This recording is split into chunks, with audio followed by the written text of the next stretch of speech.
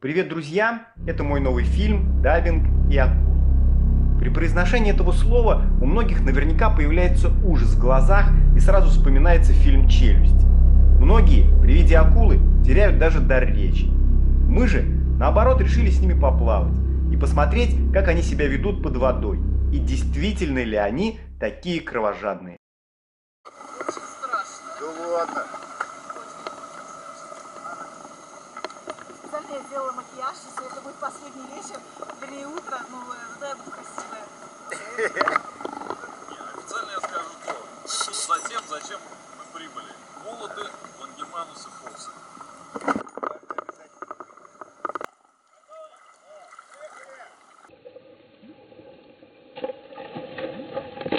Немного волнуясь, наша группа дружно шагнула в воду, заранее зная, что нам придется столкнуться лицом к лицу с рыбой, у которой дурная репутация. И мы не зря волновались. Вы поймете это, увидев кадры с акулами. У нас была цель – попытаться найти молотоголовых акул, акул-лисиц и длиннокрылых океанических акул. Если первых двух надо было искать на глубине, то с длиннокрылыми акулами можно было встретиться на поверхности. И мы внимательно всматривались то в синие воды глубокой воды, то иногда бросали взгляд наверх.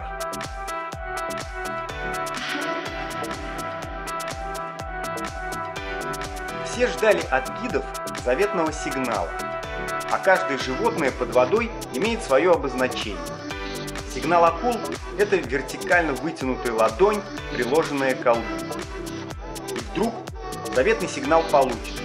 Акулы где-то рядом. Осталось только сконцентрировать свое внимание.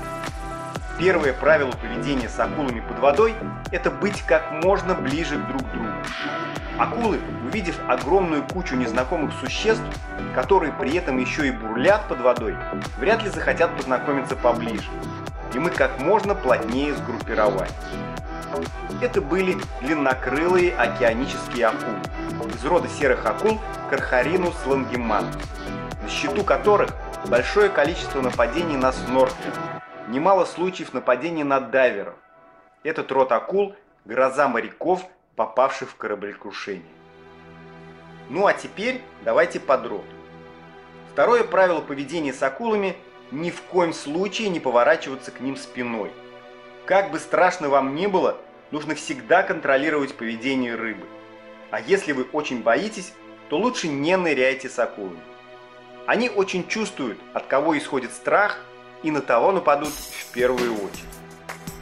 Предсказать настроение длиннокрылой акулы сложно. Если минуту назад она вам казалась спокойной, то через мгновение она может впасть в ярость, и дальше все зависит только от случая. Если большинство акул при виде дайверов стараются уплыть как можно дальше, то лангеманусы проявляют излишнее любопытство и кружат до тех пор, пока у них любопытство не перерастает в агрессию. Самое главное – это быть спокойным и не делать резких движений, и ни в коем случае не пытаться погладить этих существ. Буквально за пару дней до нашего погружения в Шарм-эль-Шейхе этот вид акул серьезно покусал несколько туристов, которые безобидно плавали с маской и трубкой. Мы знали об этом, но все равно желание увидеть их в родной среде обитания побороло наши страхи. Почему их называют длиннокрылые, я думаю, вы догадались. Из-за необычно длинных грудных и спинного плавников с закругленными концами. Но в простонародье все их называют просто – лангеманус. Сначала вокруг нас кружила одна акула. Это была молодая особь с небольшой свитой сопровождения.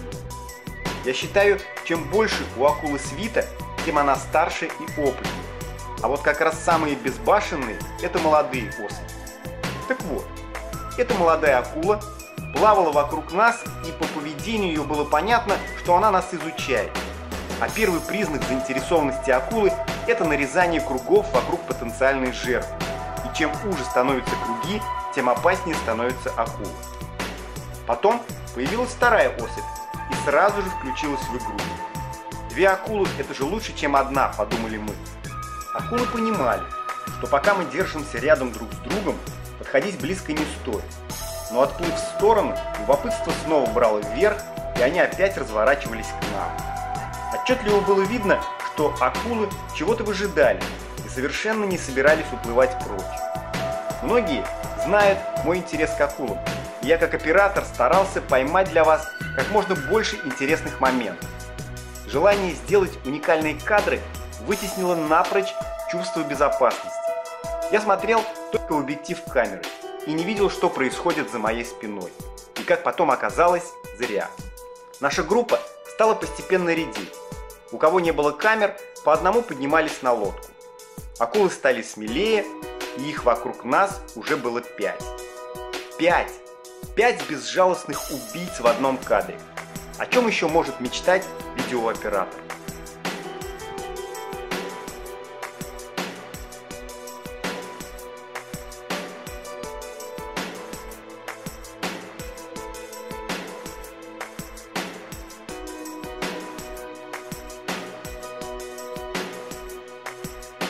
Как я уже говорил, первый признак заинтересованности акул – это круговые движения вокруг жертвы.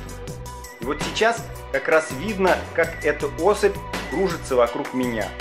И я боковым зрением вижу, что нас осталось всего 4. Остальные участники нашей группы уже были на лодке, а мне хотелось все больше и больше эпического видео. Операторы, я думаю, меня поймут, ведь в такие моменты забываешь обо всем.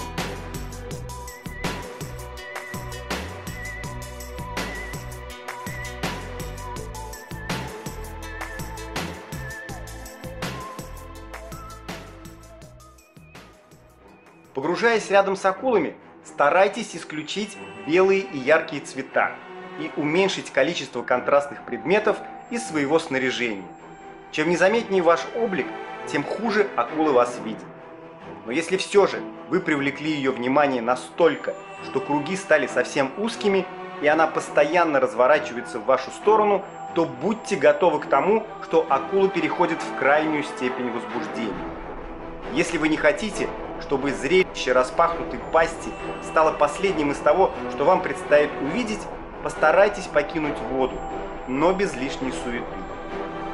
Перед броском траектория движения акулы становится зигзагообразной, и акула сильно выгибает спину, раскрывая широко рот с острыми, как бритва, зубами.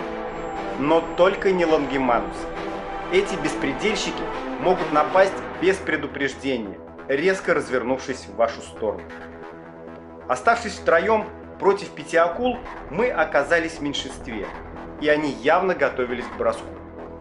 Понимая, что ситуация уже выходит из-под контроля, мы с гидом проводили на лодку девушку, которая все это время находилась с нами, и остались вдвоем против 5 убийц. Напряжение нарастало, но было сложно отказаться от захватывающих кадров, понимая, что таких моментов может больше и не быть. Но оставаться без рук и ног тоже не хотелось. И в тот момент, когда одна из акул нагло проплыла подо мной и явно пыталась укусить за ласты, мне стало как-то некомфортно в этой недружелюбной компании. Мгновенно протрезвев от порции адреналина, мы оценили всю степень опасности, которая исходила в тот момент. Все закончилось благополучно. Мы не стали испытывать судьбу и поднялись на лодку. А что же все-таки надо делать, если дело дошло до нападения, а помощи рядом нет? Старайтесь как можно сильно, любым предметом, который у вас есть, ударить акулу по ее самому чувствительному месту. Это область носа, где сосредоточено большое количество чувствительных рецепторов.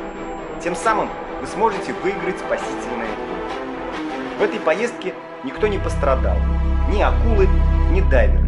А это значит, что я смогу вас порадовать еще какими-нибудь интересными видео. Спасибо всем, кто принимал участие в создании этого фильма. И спасибо вам за просмотр, кто досидел до конца.